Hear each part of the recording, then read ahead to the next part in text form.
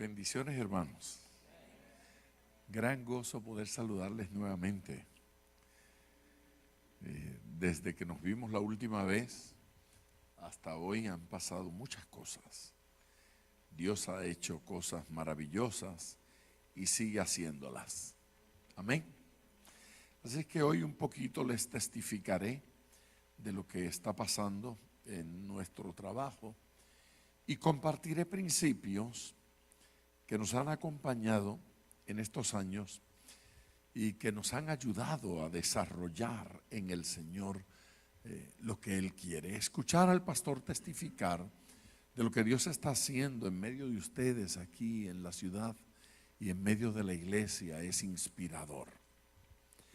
Siempre es inspirador descubrir que Dios está obrando. A menudo yo escucho comentarios acerca de lo que Dios está haciendo en algún sitio y deseo ir allí, deseo llegar a ese lugar y conocer a la gente que Dios está usando. Cuando llego a un país para una cruzada, me gusta informarme, me gusta leer y enterarme de qué iglesia está creciendo y qué ministerio se está destacando. Y si los puedo conocer, si puedo sentarme con ellos y conversar, tengo 1000 preguntas que hacerle. A mí me interesa saber lo que está sucediendo en cada lugar y en qué está invirtiendo Dios tiempo y esfuerzo. Porque si Dios invierte tiempo y esfuerzo en algo, es porque ese algo es importante. ¿No les parece a ustedes? Es porque es importante. En la década del 70, yo recuerdo, cuando se hablaba de cosas que estaban sucediendo en las iglesias de Argentina y nos llegaban los reportes de lo que estaba sucediendo con Antonio Vigilante, con Jorge Imitián, con Juan Carlos Ortiz, el movimiento de renovación. Y Dios me llevó para campañas a Argentina y estuve allí, sentado entre ellos, en sus reuniones de líderes, en ocasiones ministrando y en otras ocasiones escuchándolos. Y preguntándoles cómo surgió todo esto, cómo ocurrió, cómo Dios provocó lo que está sucediendo aquí. Cuando llegué a la Florida para vivir en el 94, al norte de la Florida, en Pensacola, se decía que había un mover extraordinario del Espíritu Santo, algo especial. Dios provocó que en un hotel pasáramos algunas horas conversando. El hombre, el evangelista, a quien Dios usó para dar inicio a ese mover. Yo era apenas un niño, un jovencito, cuando se publicó un libro llamado Como un viento recio. Y ese libro hablaba de un avivamiento extraordinario, un mover de Dios singular. Y vi en la televisión al hombre que escribió ese libro, Mel Tari, se llama él, Mel Tari. Lo vi en una entrevista de televisión y le dije al Señor, me gustaría conocer a este hombre. Y un par de años más tarde, aquí en California, en Los Ángeles, Dios me permitió conocerlo y conversar con él. Y oír las historias de las cosas que Dios hizo allá. En Indonesia, a través de ellos.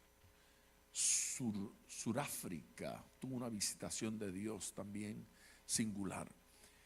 Y de cada uno de esos lugares yo les puedo contar historias. Historias de cómo Dios trajo a esa gente a mí, cómo provocó que me pudiese sentar con ellos. A mí me impresionó leer de Reinhard Bonnke y los avivamientos de África, las multitudes.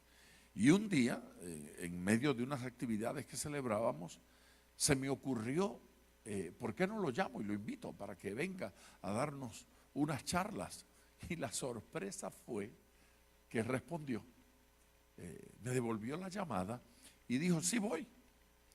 Y entonces pasamos un fin de semana trabajando juntos en una actividad. Y yo quería saber todo lo que había sucedido en África, cómo Dios lo hizo, qué pasó. Esta lista puede continuar por mucho tiempo. En Colombia, Dios usó a un hombre llamado Julio César Ruibal, un hombre que se encendió en el fuego de Dios escuchando a Kathryn Kuhlman. Y luego yo escuché a Kathryn Kuhlman hablar sobre lo que Dios estaba haciendo con Ruibal en Bolivia y en Colombia. Y dije, me gustaría conocer a ese hombre y preguntarle, ¿a usted no le pasa eso? Solo a mí me sucede eso, que lee esas historias así que casi parecen novelas, ¿sí? Y uno dice, me gustaría conocer. ¿Sí? No, está bien. No, porque los veo ahí todos tan seriotes que yo digo, pensarán que yo estoy loco. De repente yo soy el único que anda empeñado. Hubiese querido conocer al apóstol Pablo y conversar con él. ¿Sí? A mí me pasan esas cosas. Y estaba yo predicando en Panamá, me invitaron porque el hermano Pablo, ¿recuerdan el hermano Pablo? El de las cuñas de 5 minutos en la radio, un mensaje a la conciencia con el hermano Pablo. Mire, de todos los predicadores puertorriqueños, el hermano Pablo es mi favorito. Más que Gilla y más que todos los que ustedes hayan oído por ahí, el hermano Pablo. Yo escuchaba a ese señor por la radio 5 minutos, ¿verdad? Y luego me tenía 5 días pensando. Me impresionaba. Así es que él era mi favorito. Ya partió con el Señor. Cuando cumplió 50 años en el ministerio, hizo una gira celebrándolos y fui invitado para predicar en Panamá. Yo iba a predicar en el homenaje a uno de mis héroes. Yo estaba fascinado con esto. Y entre los hombres que estaban en ese lugar estaba este Julio César Ruibal de los avivamientos en Bolivia y en Colombia. Yo no lo conocía, ni había visto una foto de él. Solo había escuchado a Kathryn Kuhlman hablar de él. Estoy sentado en el vestíbulo del hotel esperando, tomándome un café. Yo soy cafetero. Y llegó este señor y se sentó ahí frente a mí y yo lo saludé. Y él respondió muy atentamente el saludo y me preguntó el nombre y yo le dije y me dijo, ¿usted predica hoy? Le digo, sí, yo predico esta tarde. Dijo, sí, leí su nombre en el programa y le pregunté, ¿y usted predica? Y dijo, no, yo vine a oírlo a usted. No. Entonces le dije, muy bien, tengo un fan, aleluya. ¿Y cómo se llama? ¿Y cuál es su nombre? Le pregunto y dice, Julio César Ruibal. Y casi me da un infarto. Y le dije, porque yo no disimulo, le conté mi admiración por él y mi aprecio. Pasamos toda la tarde en ese mismo lugar sin movernos, porque yo tenía 1000 preguntas que hacerle sobre los avivamientos. Yo no pierdo tiempo, yo aprovecho, yo quiero saber qué es lo que está sucediendo. Y he descubierto algo que me gusta compartirlo con los hermanos. Me gusta decirle, la única cosa que descubro diferente entre lo que sucede en esos lugares y lo que sucede entre nosotros. ¿Cuál es la gran diferencia? Uno pensaría, bueno, la diferencia debe ser que en ese lugar Dios se hace presente de una manera tan singular. No es verdad. ¿Sí? Le voy a ofender nuevamente. No es verdad. No es cierto. No es verdad que Dios está allí más que lo que está aquí. No es verdad. No es verdad que a esos lugares Dios llega con más poder que como llega aquí. Llega allí con el mismo poder con el que llega a nuestras reuniones. Amén. Y se hace presente en nuestras reuniones con tanta realidad como allá. No hay diferencia. perdónenme, yo debo tomar poquitos de agua de vez en cuando, porque fíjense, yo llegué antenoche de eventos, estaba predicando en la convención de las iglesias bautistas en Puerto Rico y terminé de predicar y fui directo al aeropuerto y llegué a mi casa. Y llegué a mi casa para reunión de líderes de nuestro ministerio. Gracias, muchas gracias, pastor. Y de ahí fui en la mañana ayer a grabar mis programas radiales. Así es que pasé el día grabando, haciendo programas. Y terminé de grabar y sin ir a casa me fui directo al aeropuerto. 2 horas antes estaba en el aeropuerto para luego volar 6 horas y media. Luego esperar al pastor y venir al hotel, meterme al hotel a trabajar un rato para estar aquí en la mañana. 9 horas de viaje. Y llegué a tiempo.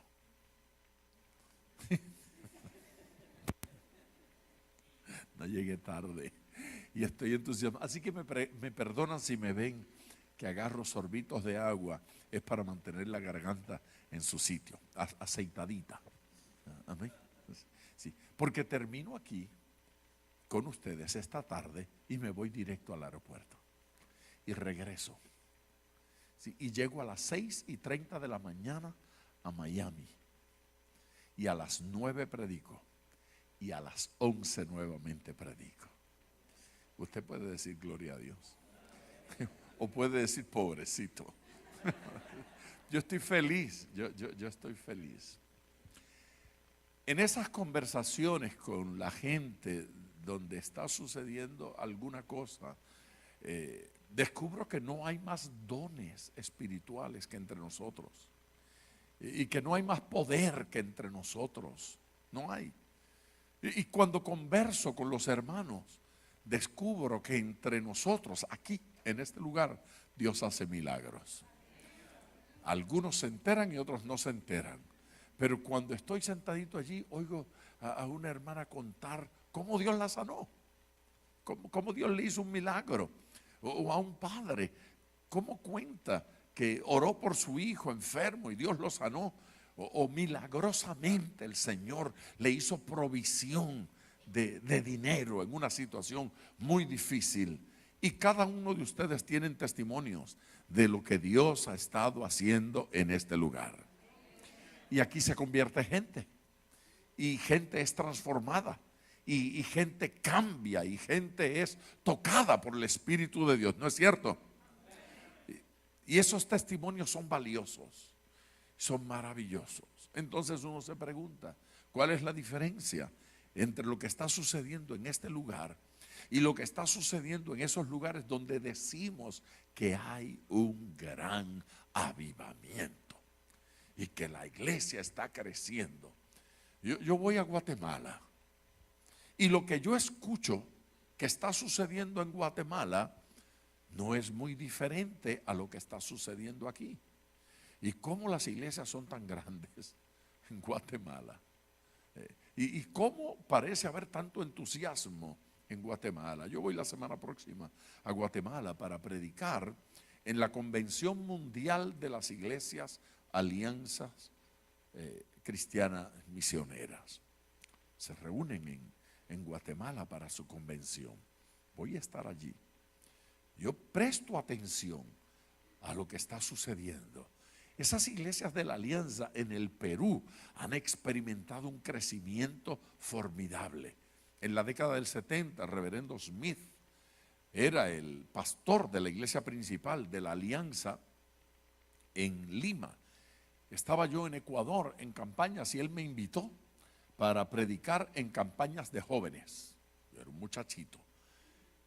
Y fui a predicar en cruzadas de jóvenes. Y la dinámica era la siguiente: una semana de campaña, de domingo a domingo en Lima, en la iglesia principal. Era una semana de campaña evangelística. Próxima semana, tenía que irse uno con él a la selva, porque entonces allá entre las comunidades indígenas, él tenía campañas evangelísticas y yo tenía que predicar en esas campañas. Durante esa semana en el interior, él tenía un equipo de gente dando discipulado a la gente que se había convertido y estabilizando el fruto para que permanecieran en el Señor. Uno salía entonces del país y llegaba otro predicador para lo mismo. Y esos predicadores que Dios usaba en ese avivamiento eran predicadores que no tenían avivamiento donde ellos vivían, que estaban deseosos de ir a Lima para conocer el avivamiento. Pero cuando usted llegaba a Lima, Smith le decía: usted es el predicador. No, yo quería escuchar a Smith y él decía: yo no soy un gran predicador, usted predica mejor que yo, así que usted predica mañana. Y terminaba uno predicando en el avivamiento y ahora en los reportes, ahí estaba mi nombre y mis fotos y yo decía: ay, yo soy el del avivamiento.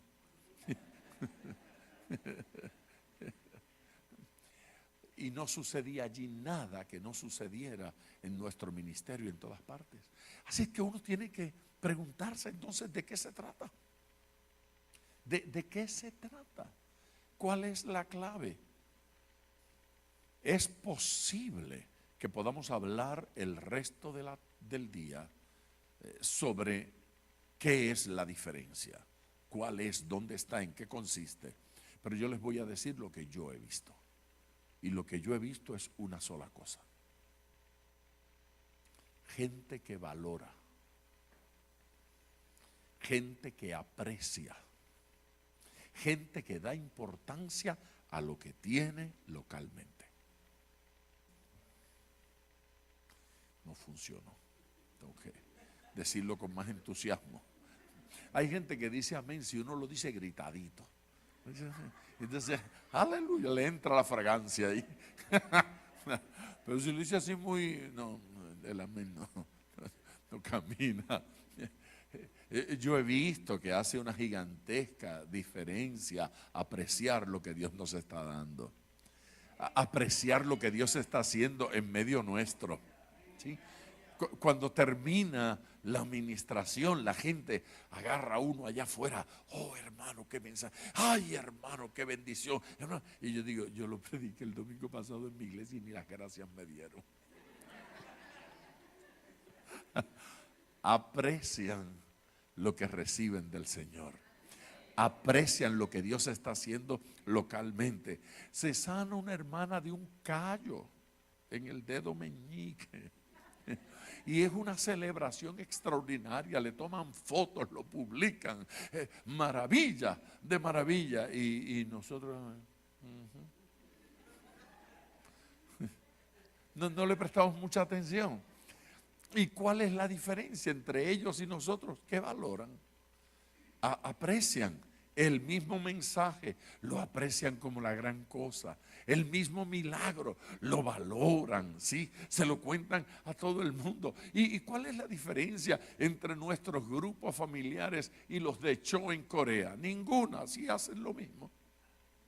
Usan la misma Biblia, se reúnen en las mismas casas, es la misma gente, tienen los mismos problemas, y aquellos hablan como que están en el gran avivamiento coreano. Y nosotros decimos: ¿y dónde? En casa de Juana.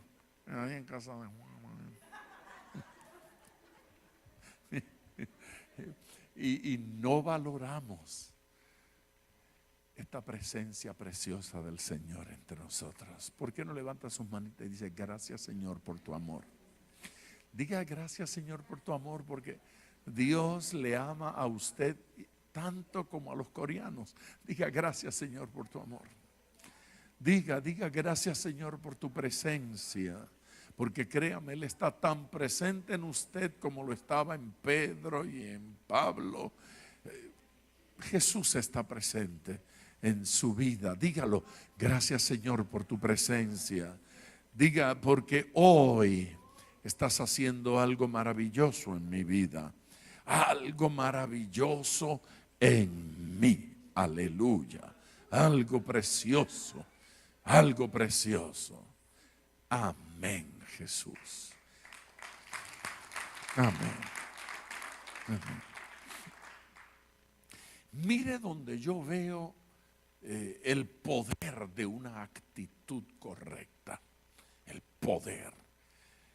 Uno le pregunta a la gente, ¿por qué razón David fue usado de la forma tan extraordinaria con que fue usado? ¿Por qué David fue un hombre tan importante en el Antiguo Testamento? ¿O porque era un hombre muy santo y no pecaba? No es verdad. Si hubo un travieso que pecó, fue ese. No, porque cuando él pecaba, él corría a donde Cristo. No es verdad. Por estar negando el pecado, el profeta tuvo que ir y golpearle en el hocico. ¿No es cierto? Y él mismo escribe una canción. Cuando callé, envejecieron. Se podría por dentro por estar escondiendo y ocultando el pecado. ¿No es cierto? Pero es interesante. David escribe una frase que a mí me parece tan preciosa. Mi embrión vieron tus ojos. David está diciendo, apenas era yo un embrión y tus ojos ya estaban atentos, viéndome. Amén. Se fija, lo que pasa es que David era diferente a todos nosotros. En el caso de él, apenas era un embrión y ya Dios lo estaba cuidando. Noticias, no es verdad. Los ojos de Dios vieron todos los embriones. Hasta el embrión de Judas lo vio. Vio todos los embriones. No fue un caso especial el de David. Los ojos de Dios están atentos a cada embrión. Así es que usted puede decir como David, mi embrión vieron tus ojos. ¿Cuál es la diferencia? Que yo le acabo de decir eso a usted. Y se suponía que usted saliera corriendo, saltando, llorando, emocionado, porque los ojos de Dios le están cuidando desde que usted era un embrión y usted se quedó ahí como si nada. Y David le escribió un salmo al Señor, emocionado, le vino la musa y la poesía, emocionado, porque él descubrió que los ojos de Dios lo estaban viendo. No apreciamos. Allí está la gran verdad. Allí está la poderosa verdad y nosotros distraídos. Y nosotros pensamos, mire hermano, los ojos de Dios estaban atentos desde que usted era un embrión. Ajá. Así mismo, doctor. En serio que lo creyó. En serio que lo aceptó. En serio que lo vio. O le sonó como cuando su marido le dijo, yo te bajo el sol y las estrellas si me dices que sí. Le dijo que sí, pero no le creyó que le iba a bajar ni el sol. Puro poema, pura poesía, noticia. La Biblia no es un poema. La Biblia es una poderosa verdad. Poderosa verdad. Poderosa verdad para usted. Y estos principios se nos tienen que meter por dentro y hacer que vivamos por ellos. Es verdad. Sus ojos vieron mi embrión. Amén. Pues hablemos de una verdad extraordinaria. Segunda carta de Pablo a los Corintios, capítulo 5, versículo 18. Y todo esto proviene de Dios, quien nos reconcilió consigo mismo por Cristo, ¿cierto? Ay, Cristo del cielo. Voy a empezar otra vez. Y todo esto proviene de Dios, diga amén. Amén. quien nos reconcilió consigo mismo por Cristo. Amén. Y nos dio el ministerio de la reconciliación. Aleluya. Dice allí que todo esto proviene de Dios. Nada de esto proviene de la religión. Nada de esto proviene de la iglesia. Nada de esto proviene del pastor. Nada de esto proviene de los hombres. Todo esto proviene de Dios. Aleluya. Lo que está pasando aquí proviene de Dios. No hay avivamiento si no descubrimos que es Dios quien está tomando la iniciativa en Redwood. Sí, podemos escribir sobre lo que Dios está haciendo en Redwood porque lo está haciendo Dios. Y la importancia es que esto consiste en lo que Dios está haciendo, en la manifestación de Dios, en la manifestación del Señor. Él lo está haciendo. Él está obrando. En cada reunioncita que usted tiene en un hogar, cuando vienen muchos y cuando vienen dos, si 2 o 3 se reúnen, el Señor viene. Aleluya. Y si Él viene a nuestras reuniones, esto es glorioso. Esto es maravilloso. Oh, este predicador está tratando de emocionarnos, créame que no. Yo estoy tratando de que abramos los ojos ante esta realidad poderosa, que todo esto proviene de Dios.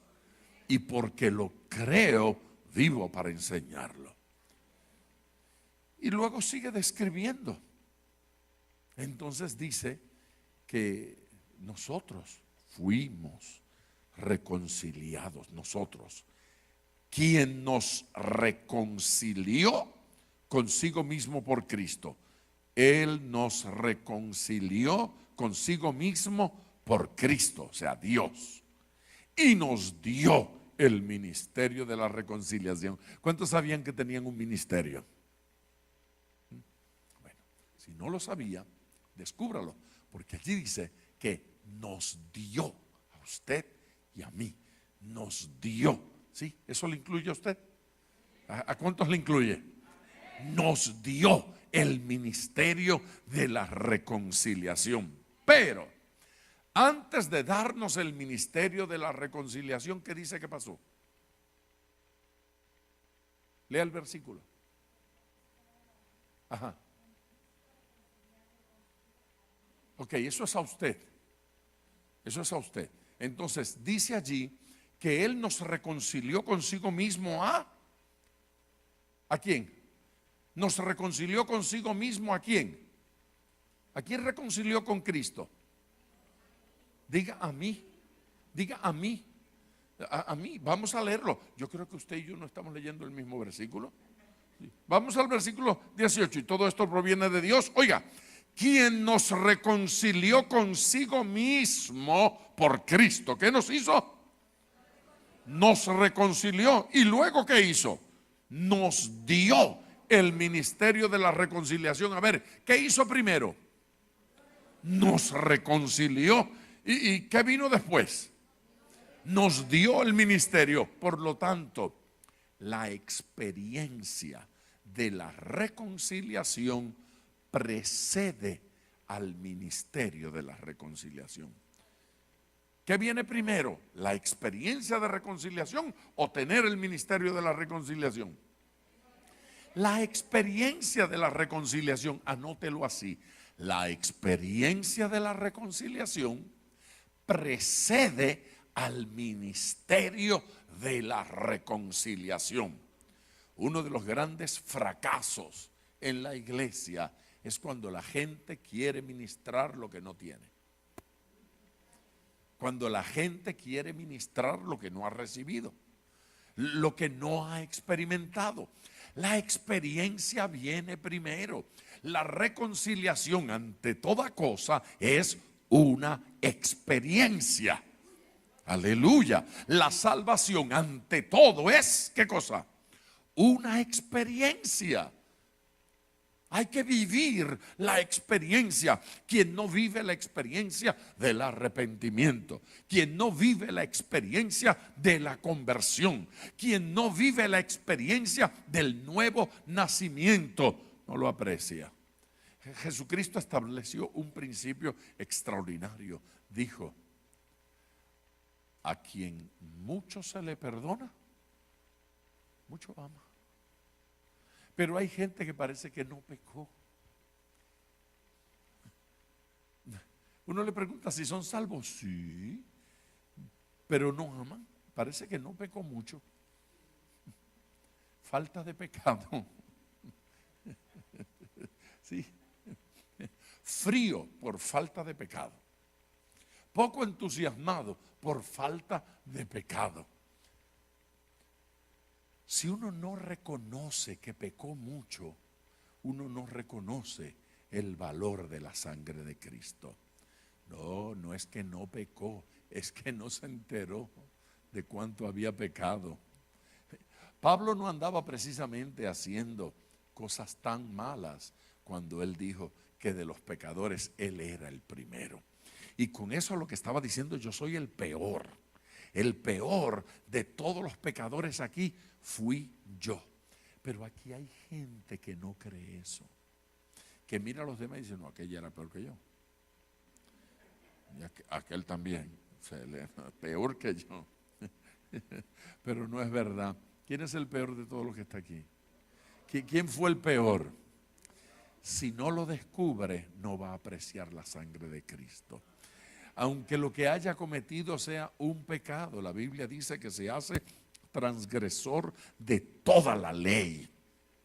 Y eso es para que comprendamos cómo hemos ofendido a nuestro Señor, cómo hemos ofendido su santidad, cómo hemos ofendido su gloria, cómo nos hemos distanciado, y por lo tanto necesitamos reconciliación. Necesitamos que la sangre de Cristo nos limpie.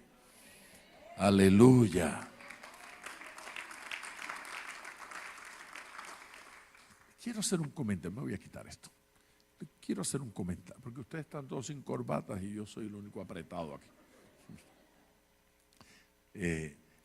Fíjese lo que les quiero decir. Yo creo en tal cosa como un ADN espiritual. ¿Sí? ADN espiritual.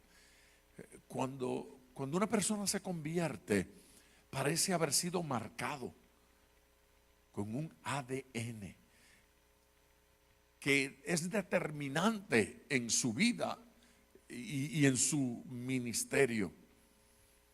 Cuando una persona vive una experiencia de sanidad, parece marcado con eso. Cree en sanidad, habla de sanidad, ora por los enfermos.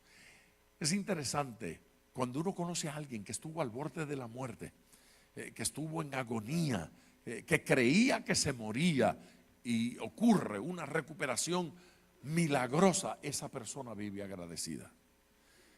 El resto de sus días vive agradecido. El que se convierte y sabe que su destino era el infierno, que estaba condenado, que no tenía posibilidades, a ese no se le ocurre decir que él es mejor que otro, porque la realidad es que confiesa: yo era reo de muerte y Dios tuvo misericordia de mí. Hay que creer que de los pecadores yo era el primero, para poder dedicar la vida entera a servirle a Jesús, a comunicar las buenas nuevas de salvación. El ministerio de la reconciliación se le da al que vive la experiencia de la reconciliación. Ahora, ¿por qué es tan importante la experiencia de la reconciliación? Porque la profundidad de su experiencia de reconciliación, preste atención, establece la profundidad de su ministerio. La profundidad de su experiencia establece la profundidad de su ministerio. Ese hombre es profundo en lo que dice, porque es profundo en su experiencia. la intensidad de su experiencia determina la intensidad de su ministerio. El poder de su experiencia determina el poder de su ministerio. Entonces lo que hay que buscar no son nuevas fórmulas para hacer ministerio. Hay que profundizar en nuestra experiencia con el Señor. No es comprarme 7 libros nuevos para ver cómo lo puedo hacer. No funciona así. Hay que profundizar en nuestra experiencia con Dios. En la medida en que lo amamos, damos amor. En la medida en que lo experimentamos, conducimos a gente a la experiencia. En la medida en que lo conocemos, lo podemos hacer conocer. La deficiencia no es ministerial, es de experiencia. Nuestros grupos, nuestro trabajo, nuestra vida y nuestra familia tienen que vivir dirigidos hacia lo más importante, una experiencia real con Dios, una experiencia real con el Señor. Volvamos a nuestro pasaje, por favor. Y todo esto proviene de Dios, quien nos reconcilió consigo mismo por Cristo y nos dio el ministerio de la reconciliación. Un alto. Ministerio es función. Ministerio no es título. Lo repito. Ministerio es función, es tarea. A ver, usted agarra un pedazo de madera, un pedazo de madera, y lo coloca en un lugar donde hay un hueco, ¿sí? Donde hay un hueco. Si lo clava alrededor, ahora ese pedazo de madera es pared. No es cierto, es pared, por allí no se pasa. Pero si usted le pone unos goznes a los lados y una perilla a la derecha y la abra y usted pasa, ese pedazo de madera se llama puerta, ¿sí? Pero si lo coloca más arriba y solo lo abre para que corra el viento y para mirar hacia afuera, ese pedazo de madera se llama ventana. Sí, es el mismo pedazo de madera. Si es pared, si es puerta o si es ventana, es asunto de función. Eso es ministerio. Eso es ministerio. Ministerio no es un título. Ministerio no es un cuello clerical. Año 1975 yo llegué a una ciudad de Puerto Rico llamada Arecibo. Ese es el nombre de un cacique, por eso se llama así la ciudad.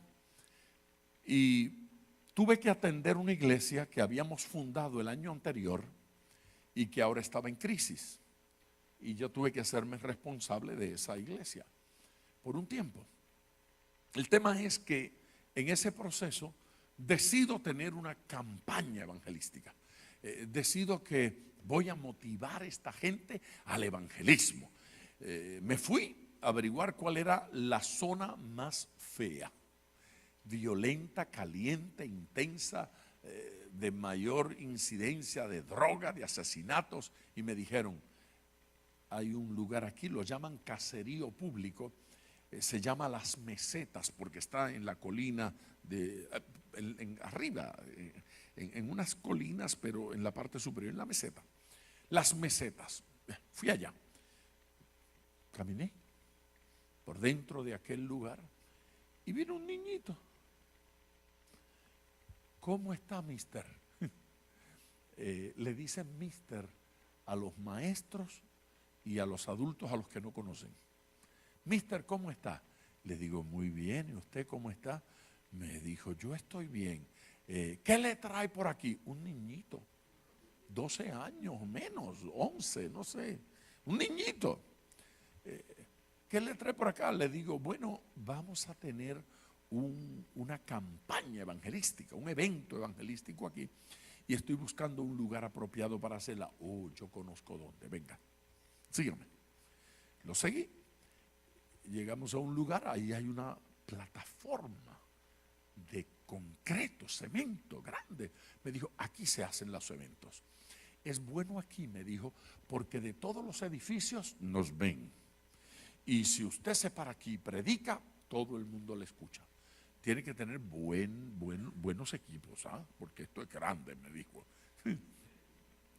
Le digo, sí, se llamaba Jaime. Le decían Jaimito.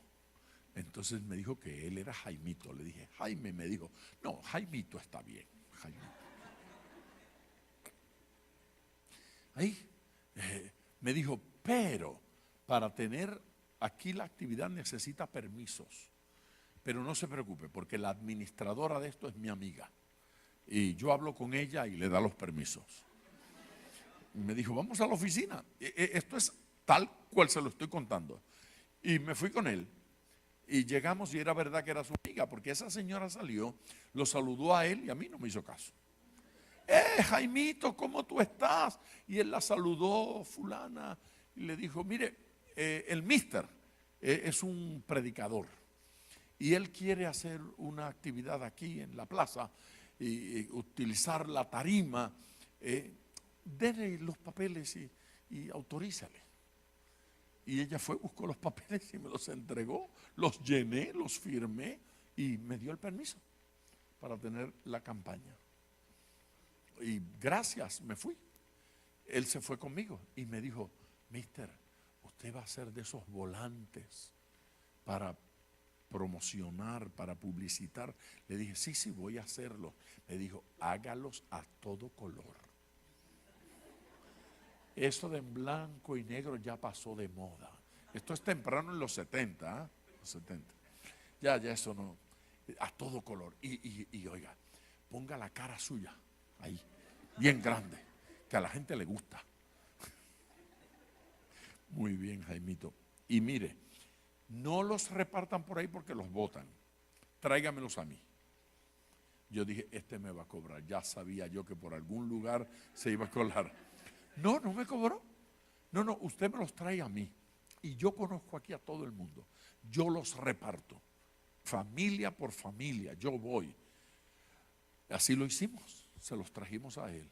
Y él fue apartamento por departamento, invitando a todo el mundo. Y el lugar estaba lleno el primer día. Lleno. Y él estuvo entre las primeras personas que levantaron su mano para recibir a Jesús.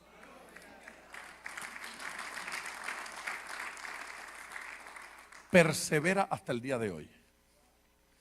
Desde los 70 está sirviéndole a Jesús. Y es un profesional. Comenzó a ir a mi casa y comenzó a acompañarme a las campañas. Se iba conmigo a cada evento a ayudarme. Y ya no me decía mister, ahora me decía pastor. Así que nos interesamos en él. Jaimito, ¿y cuando crezcas, qué vas a hacer? Y dijo, yo quiero ser predicador como usted. Y si usted quiere ver a un pastor en un viaje de vanidad, dígale que usted quiere ser predicador como él. A mí se me infló el pecho. Yo me sentía orgulloso y vanidoso. ¿De veras, Jaime? Sí, yo quiero predicar como usted predica. Muy bien, pues eso es importante, Jaimito. Pero más importante de qué quiere ser es por qué quiere serlo. Así es que ahora me vas a decir por qué tú quieres ser predicador como yo.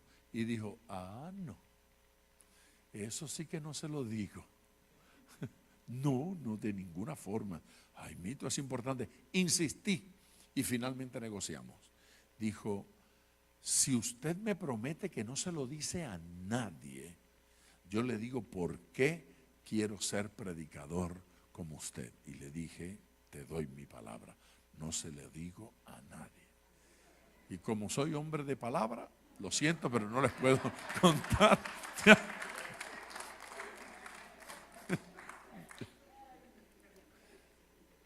Jaimito es un adulto, casado, tiene hijos, es un profesional. Y él cuenta esta historia y la gente se ríe oyéndolo. Así es que ya él dice por qué él quería ser predicador como yo. Ya estoy autorizado a decirle. Me dijo, yo quiero ser predicador como usted porque es que a mí me encantan esas corbatas que usted usa. Bueno, no sé si este es el mejor modelo. A mí me encantan esas corbatas. Jaimito quería ser predicador por la corbata. Dicho de un niño da risa. Pero ¿y qué pasa cuando llegan adultos y lo que les sigue interesando es la corbata? ¿Qué pasa cuando llegan adultos y lo que les interesa del ministerio es el micrófono, es el podio, es poder subirse al altar, ¿sí? Es ser el líder del grupito para que me respeten, para que me vean, para que sientan que tengo cierta importancia? Qué lástima, porque entonces no estamos sirviendo. Entonces no estamos bendiciendo. El ministerio no es un título, no es un cuello clerical, no es una corbata, no es una posición. El ministerio es una función que se realiza a favor de otra gente. Volvamos al versículo. Y todo esto, diga todo esto, proviene de Dios, quien nos reconcilió consigo mismo por Cristo y nos dio el ministerio de la reconciliación. Que Dios estaba en Cristo reconciliando consigo al mundo. ¿Cómo lo hizo? Lea, no tomándoles en cuenta a los hombres sus pecados. Dígalo conmigo, ¿cómo lo hizo?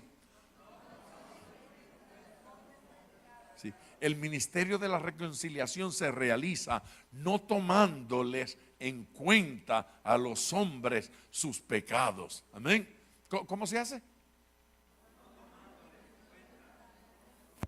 Si los tomamos en cuenta, no nos reconciliamos. Eso funciona en todos los órdenes. ¿Ve? El mensaje cuando le hablamos a un criminal no puede ser diferente al mensaje cuando le hablamos a un mentiroso. Los dos se van al infierno. Paréntesis, al mismo infierno.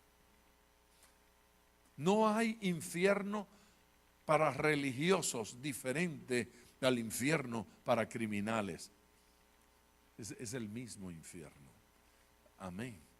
Así es que urge la salvación de esa vida. Cuando le predicamos a un homosexual y cuando le predicamos a un borracho, le predicamos el mismo sermón. Y no podemos menospreciar o despreciar a uno, porque Dios reconcilió al mundo no tomándoles en cuenta a los hombres sus pecados. Significa que cuando el Señor le salvó a usted, no le importó cuánto usted había pecado. No contó los pecados. Deja ver si tendrá demasiados. No le importó qué tipo de ofensa hizo, a quién maltrató, a quién envidió, a quién tocó, a quién insultó, a quién maltrató. Me explico, porque es que hay un grupo argentino, no cristiano, que tiene una canción simpaticísima donde va a hablar con un amigo y el amigo le dice: no aguanto más a esa mujer, ya nos vamos a divorciar. Y el grupo, el trío, le canta: perdónala, ella es una buena mujer. Y entonces él vuelve y dice: no, porque me ha sido infiel. Y en el coro el grupo le dice: no importa, entiéndela, estuvo demasiado. Y él dice: no, esa mala mujer ha hablado muy mal de mí a mis espaldas. Perdónala, acéptala. No sé cuánto. Entonces dice él: esa mujer los odia a ustedes y ha estado chismeando de ustedes, mis amigos. Divórciate. Eso. Ay,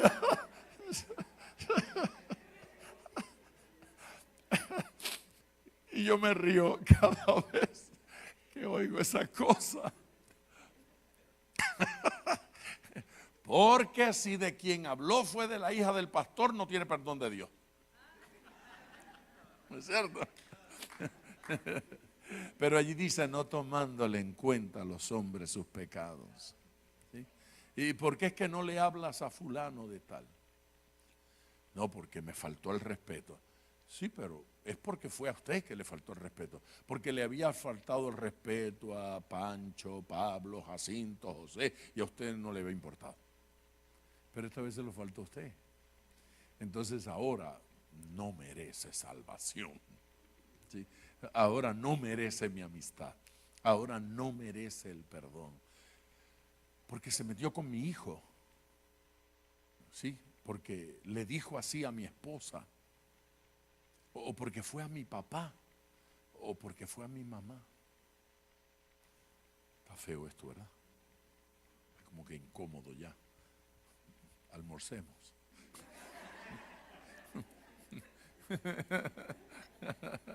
Diga conmigo, no tomándole en cuenta a los hombres sus pecados. ¿Sí? ¿Cómo hacemos el trabajo de la reconciliación? Dígalo, no tomándoles en cuenta a los hombres sus pecados. Si nosotros llevamos un registro de pecado de nuestro cónyuge, esposa o esposo, si llevamos un registro, la reconciliación no va a ser plena. La peor pelea es esa de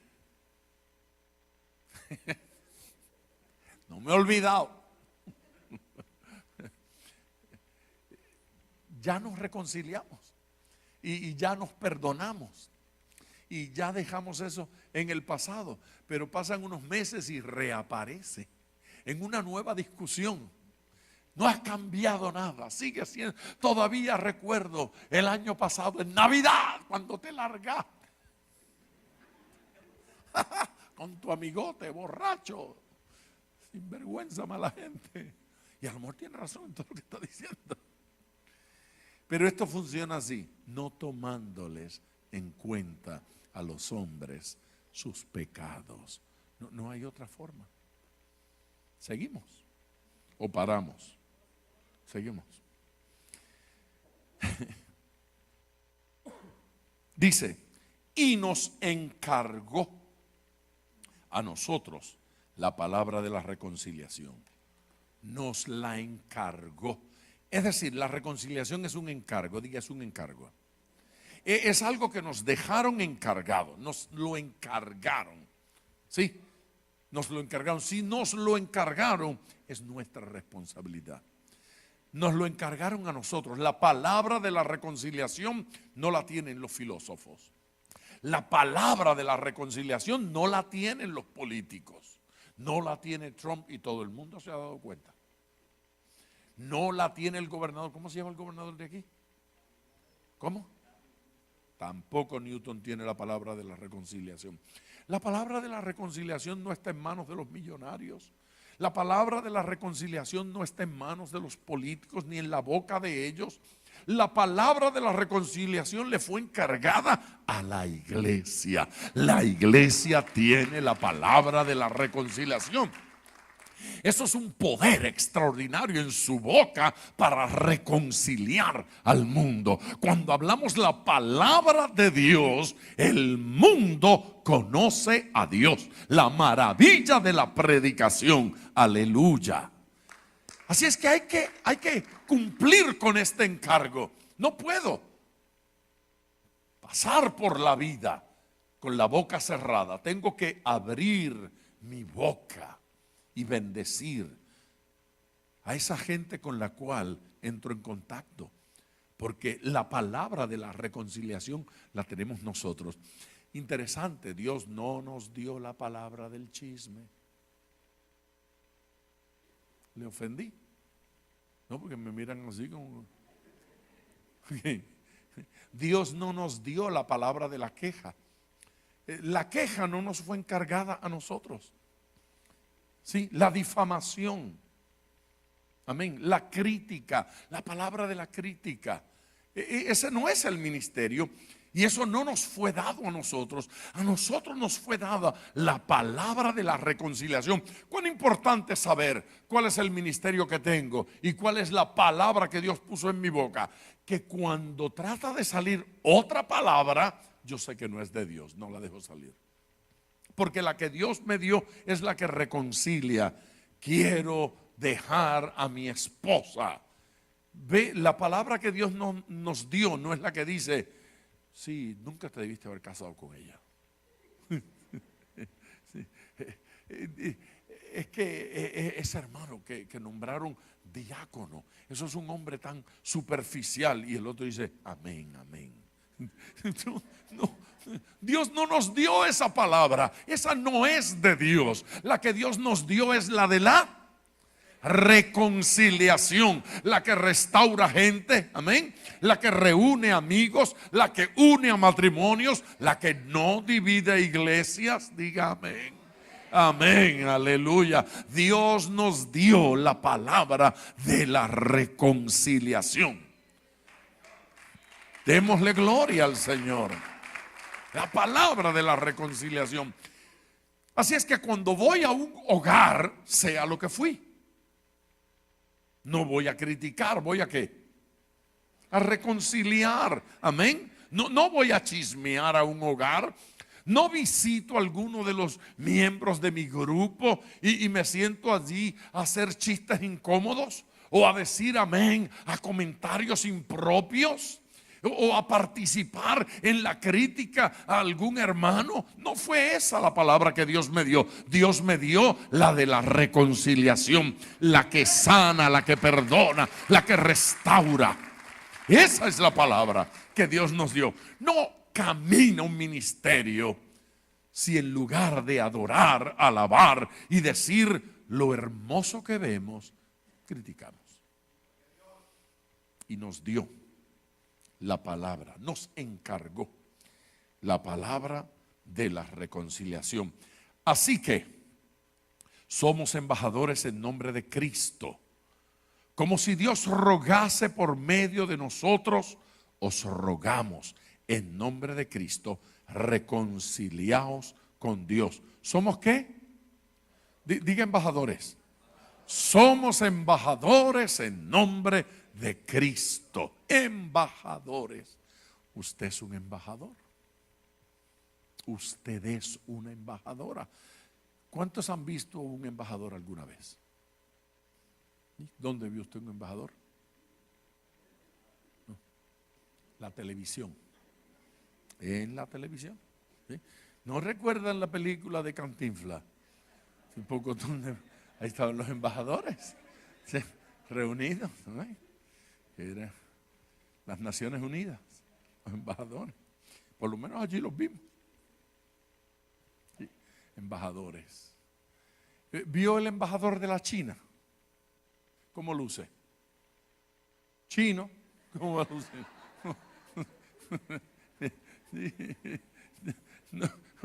No, ¿qué va a lucir? ¿Africano? ¿Gringo? No, luce chino, porque el embajador de la China es un chino y tiene los ojos. ¿Y qué come? Arroz chino. ¿Qué más va a comer? No come tacos, no, chino, enchiladas, no, hombre, no. Comida china, porque es chino. Amén. ¿Y cuál es su primer idioma? El chino, porque su cultura es. Y él viene aquí no a conocer este país, sino a vender el suyo. ¿Sí? El embajador de la China en Estados Unidos representa a la China. Y en México representa a la China. Y en Guatemala representa a la China. Y él no vino aquí para hacerse ciudadano de este país.